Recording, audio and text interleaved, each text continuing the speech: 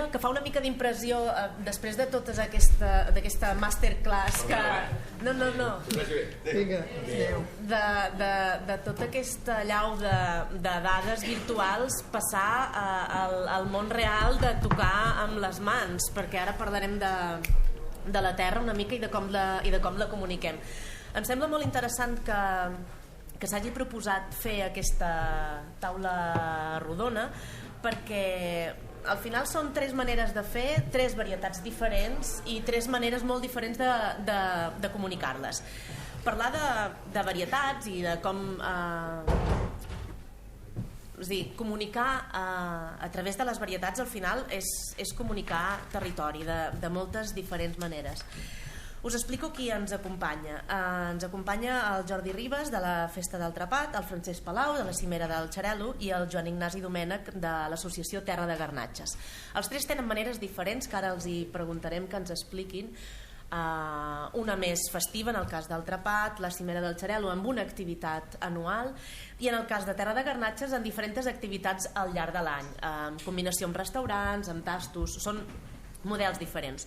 Però just abans de que els sentim jo volia fer una mini introducció i intentaré ser molt breu i ara tornarem als números. Segurament si dic Verdejo tothom sap de què estem parlant, no només els d'aquí sinó la gent del carrer. Segurament no identifiquen si Verdejo és una varietat, si és una denominació d'origen, però la qüestió és que la gent demana un Verdejo sense cap mena de problema, perquè saben que el Verdejo els hi agrada. Això aquí encara no ho hem aconseguit, això no ho tenim. I tornant a les dades, us poso un exemple de Google. Si vosaltres poseu Verdejo a Google, surten 5,5 milions d'entrades. Si poseu garnatxa, que clar, la tenim estesa a molts llocs, en surten 5 milions, vull dir que esteu allà, Joan Ignasi, esteu allà. Esteu allà. Xarel·lo, 1 milió d'entrades i el Trepat, 250.000. No passa res perquè això són xifres només perquè us feu una mica a la idea. I sobre les varietats només volia dir una última cosa abans de donar-los la paraula a ells, i és que potser en el cas del Francesc Palau ens ho dirà, la primera vegada que vam sentir a parlar molts de nosaltres que no som del Penedès d'una varietat va ser l'any 1997 i gràcies a Maria Teresa Campos, que potser molts d'aquí no ho recordareu perquè sou molt joves, que la tele explicant el copatge d'un cava va dir Xarel 10. A partir d'aquí n'hi va haver-hi molts que es van preocupar de saber que era el Xarel·lo. Ara sí, els hi vull donar la paraula i el primer que m'agradaria que ens expliquessin cada un d'ells, potser el Joan Ignasi, que és el més veterà en aquesta associació, és a dir, en aquesta voluntat de comunicar un tipus de varietat diferent, és perquè en un moment donat decidiu comunicar el vi a través d'una sola varietat, en aquest cas la garnatxa. Bé, en primer lloc no tingueu por que no tot el que digueu avui ens portarem l'ampolla de garnatxa a casa, ja ens agradaria, però som algo més romàntics nosaltres. Bé, estarem d'acord, o la majoria estarem d'acord en que si no et veuen, si no estàs present, en aquest cas si no et tasten, el consumidor no et coneix, per tant no existia. Com molt bé has dit, la garnatxa a finals del segle passat la informació que hi havia era més aviat despectiva i negativa. No repetiré els tòpics perquè vaig prometre a mi mateix que mai més repetiria aquests tòpics de la garnatxa. Aquest va ser un dels principals motius que vam muntar Terra de Garnatxes. Tornant d'un viatge de Nova York vaig dir ho tenim molt malament perquè, com tu has dit molt bé, aquí poses Verdejo, però als Estats Units o Àsia, que començava, el Cabernet era reconegut amb un 90 i pico %, el Merlot 80 i pico, i la garnatxa amb un 7% pel consumidor final. Clar, si tu ets elaborador de garnatxes, estàs a un país de garnatxes, ho tens molt malament, no? I vam fundar la Terra Garnatxes. Aquest va ser el principal motiu, és crear un discurs diferent a la informació que hi havia, i vam fer un grup d'amics, de cellers que estimaven molt la garnatxa, que cobríem quasi tot el territori, des de l'Empordà a la Vinyeta, Us passarem unes imatges que és un recull de la feina d'aquests 10 anys. Vull dir, aquí hi ha una miqueta la terra, la vinya, el paisatge, però també el concurs mundial de garnatges, la Genite, totes les activitats que fem, una miqueta, com que només tenim 6 minuts, que visualment poguéssiu veure una miqueta la feina que hem fet, no? I després de l'Empordà, la Vinyet i Masia Serra, Costers del Segre, la Gravera, Terra Alta de Tària, Montsant, Vinyes Domènec, Priorat, Clos Figueres i el Penedès, Viladellobs. Entonces s'agrupava la gran superfície de garnatge. Per crear un discurs no n'hi ha prou en fer una campanya de màrqueting. Estic molt bé que la intel·ligència artificial avui ens porti, però a darrere hi ha molta palla, també molta pols, i jo potser per l'edat que tinc i les canes que tinc m'agrada fer les coses de diferent manera, no? I vam començar, el primer objectiu era el coneixement. Quin coneixement hi havia a la garnatxa? Hi havia pocs estudis fets, aquesta és la veritat. Ara tenim una base de dades en tots els estudis agrupats que s'han fet internacionalment, que en definitiva és el que ens tenia que donar la solidesa, la base, els arguments d'aquest nou discurs. No pots anar a un discurs només dient que és el millor vi del món o perquè senzillament és teva, no. I a més fer-ho d'una manera ampliant la base.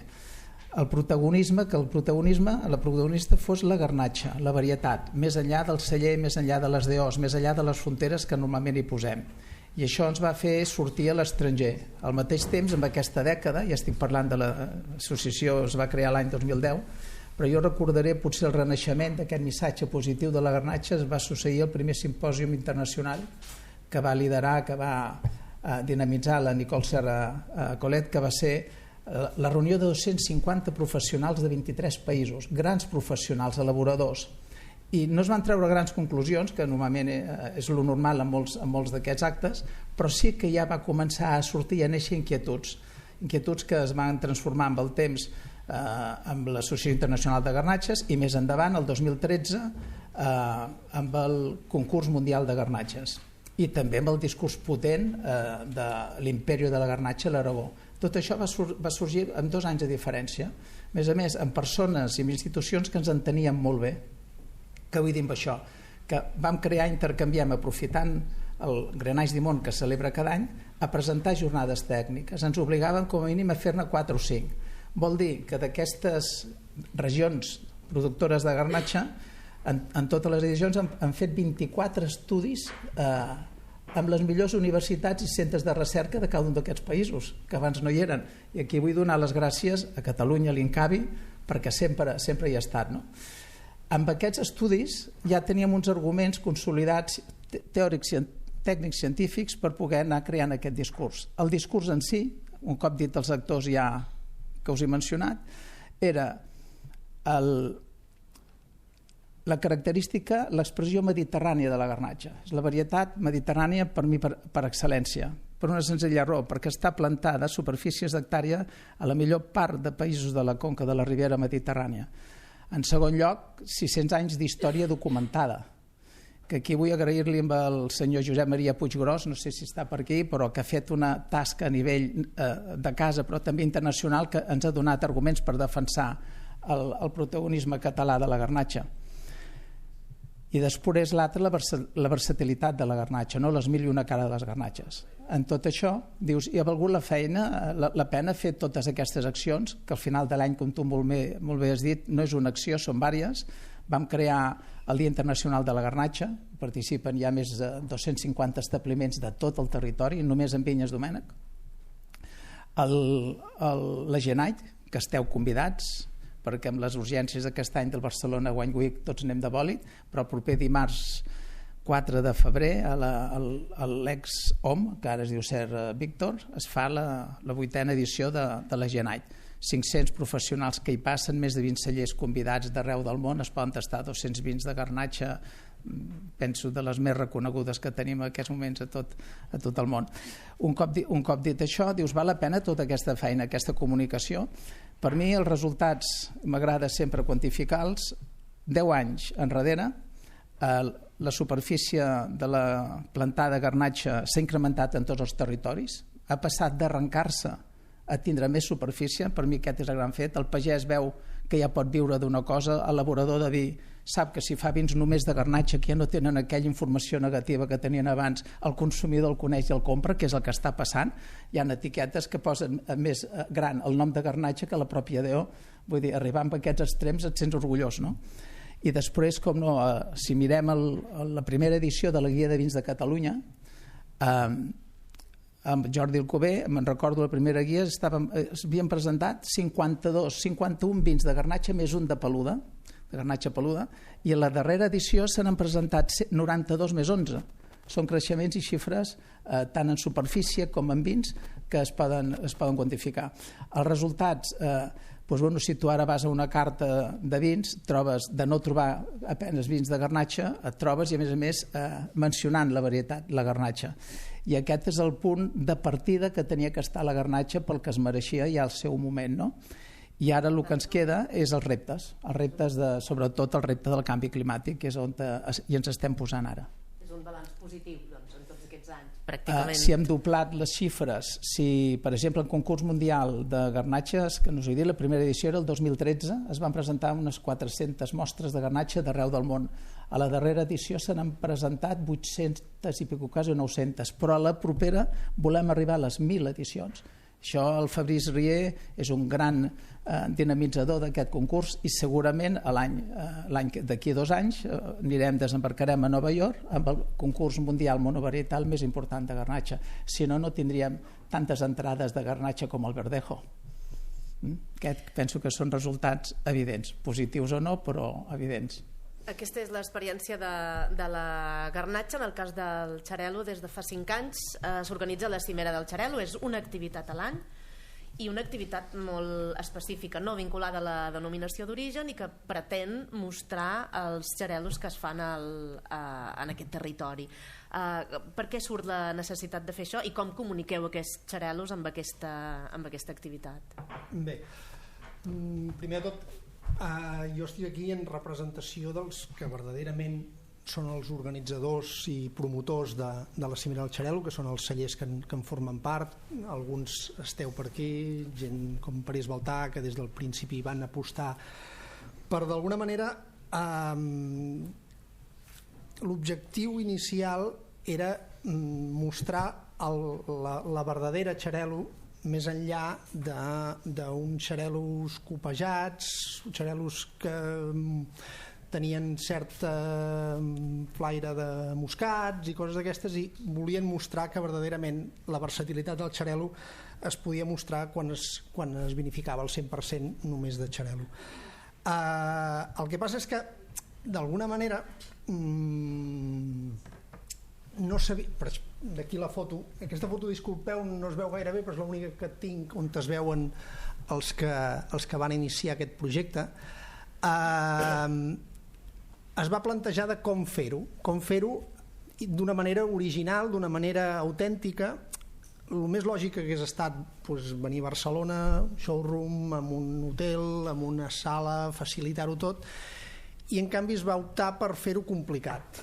I en sí, es va optar per anar a un lloc que està a 20 quilòmetres de Vilafranca, a 600 metres d'alçada, a dalt d'un turó, amb un santuari que costa moltíssim d'arribar-hi, que no té gaire pàrquing, generant realment molts problemes a la gent, que molts de vosaltres heu vingut, esperar el bus que et porti, és tot una mica complicat, però buscant una autenticitat i un efecte que nosaltres li diem una mica aquest efecte uau, que quan tu puges aquells 200 metres finals, una pujada terrible fins que no arribes a dalt de tot i veus la plana del Penedès, i en aquella plana del Penedès és on d'alguna manera, no sé si va això, sí, és on et trobes 35 cellers que portaran només referència a 100% xarel·lo, de tot tipus, naturals, DO Penedès, DO Cava, corpinats, ancestrals, rancis, dolços, reserves, grans reserves, etc. Vaig passant molt ràpid. I amb una assistència una mica reduïda, és a dir, l'entrada és gratuïta, però només per invitació i només t'han de poder invitar els propis cellers que inviten els seus clients. És un showroom professional monovarietal. En el temps molts wine lovers han volgut venir, però estem intentant mantenir els professionals sobre un 75%. La capacitat tant de cellers, que hi ha llista d'espera per entrar, com de visitants que puguin anar-hi és la que és, no es pot créixer gaire més, però d'alguna manera és un espai màgic, és un entorn on d'una manera relaxada, amb botes anònimes, sense roll-ups, sense res, el celler pot mostrar realment la versatilitat i l'especificitat de la Xarel·lo en un entorn molt màgic. Què s'ha aconseguit? S'ha aconseguit també una mica... Això és una mica l'entorn, l'ermita. El que s'ha aconseguit és que la DO Penedès i la gent estigui més sensibilitzada de que el 100% el 100% Xarel·lo és una cosa que s'ha de potenciar i que s'ha de mostrar i que s'ha d'explicar perquè realment puguem arribar a fer de la Xarel·lo la varietat que tots volem que sigui de referència al Penedès. I un apunt més abans de passar al Jordi. Com s'arriba al consumidor? És a dir, com comuniquem aquest Xarel·lo a través d'aquesta activitat?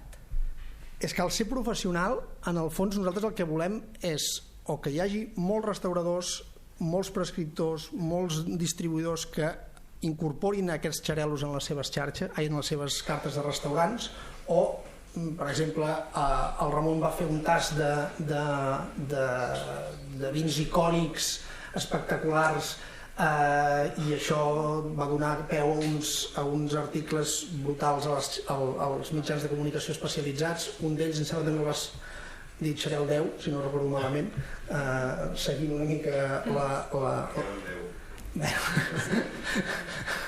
Et vas equivocar, També el Ferran Centelles, a partir de venir a la Cimera, va fer a Agència Robinson un especial només de xarel·los. És a dir, d'allà han sortit moltes coses que han arribat als wine lovers o als consumidors finals, però seguim pensant molt que hi ha molt professional encara que no coneix la Xarel·lo des d'un punt de vista professional per les seves cartes, pels seus restaurants.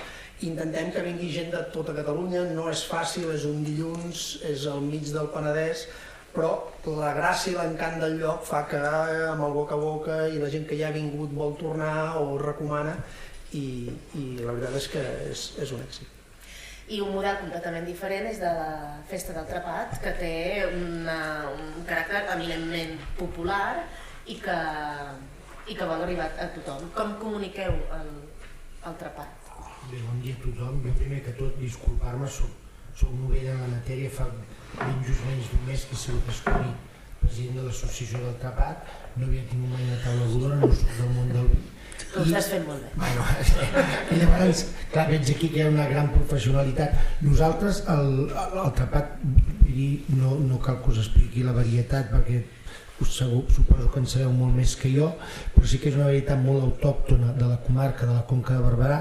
Hi ha unes 1.200 hectàrees plantades, de les quals els 1.050, 1.100 estan dins de la comarca nostra, dels 3.800 hectàrees que estarien plantades de vinya. Bàsicament són les conques del Francolí i de l'Anguera. Llavors, fins als anys 80, tot el vi trepat es convertia en rosat i es venia al Penedès per fer caves o per fer vins rosats. Llavors, als anys 80, el 86, concretament la cooperativa agrícola de Sarral i la de Barberà, van fer el primer embotellament de vi rosat trepat. I no és fins al 2007 que no es fa el gran salt.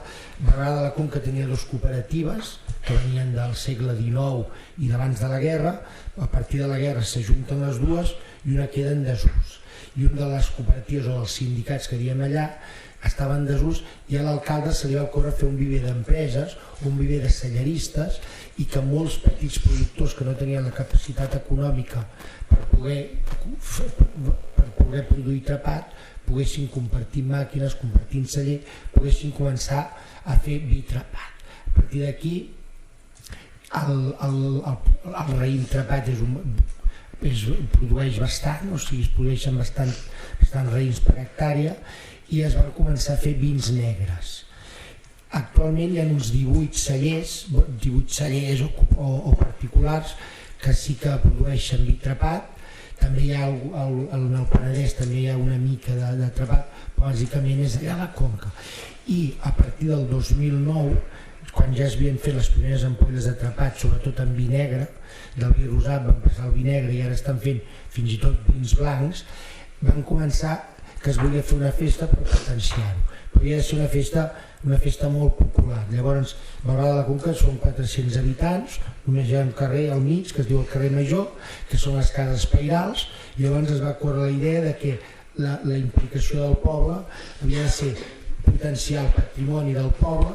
La comarca, el patrimoni està bastant potenciat perquè tenim el monestir de Poblet i tenim Montblanc, el que calia era potenciar Barberà de la Conca, tenim un castell templer, segurament el raïm després de la reconquesta cristiana ho va portar Poblet, ho van portar els templers a la comarca, per tant nosaltres érem un dels coprotagonistes de la implantació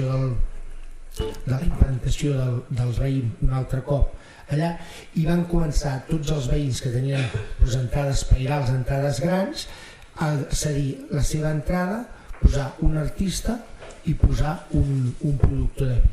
Llavors, vi més art, trapat, que és el lema de les nostres festes. La festa sempre es fa sobre el tercer, aquest any serà el 19, 20 i 21 de juny, sempre és normalment al cap de setmana abans de Sant Joan. I actualment ja tenim 2 o 3 cellers en espera, perquè no hi ha tantes entrades al poble per tenir tots els productors. Estem entre el 16 i 17. El 2019 vam fer la 10ª edició, i som en petits formats, vam vendre unes 1.500 copes. O sigui, tampoc no podem morir d'èxit, no podem entrar 5.000 persones al poble, però no hi cabríem, no hi ha ni pàrquing ni capacitat, al carrer de 5 metres d'amplada. Llavors he portat un petit vídeo perquè ho vegeu una mica i no sé si després ja teniu alguna pregunta, però jo no sé que us expliqui més. Com diuen, les imatges valen més que 1.000 paraules. El trapat es coneix a la Conca de Barberà, fora de la Conca de Barberà. Penseu que a través de la vostra festa és una bona via per donar-lo a conèixer? Sí, nosaltres a la festa, quan vas a comprar la copa, et fan imprimir una estadística, a veure d'on procedeixes. Hi ha molta gent de l'àrea metropolitana de Barcelona i també tenim gent de la zona de València, perquè a Castelló hi ha la varietat trapat, em diuen, espera que ho tinc a apuntar perquè embolcaire o embolcall, i aquesta gent sí que els he fet com a molta gràcia que és d'algun poble, embolicaire, bonicaire, bolicaire. Llavors tenim molta zona de l'àrea metropolitana de Barcelona, sobretot també gent de la comarca, el Camp Penedès, o sigui, les limítrofes, i després una mica la zona de València. Ens queda molt poc temps, tothom té ganes de prendre un cafè, però si volem fer una... Doncs mirem el vídeo i després si volem fer una pregunta.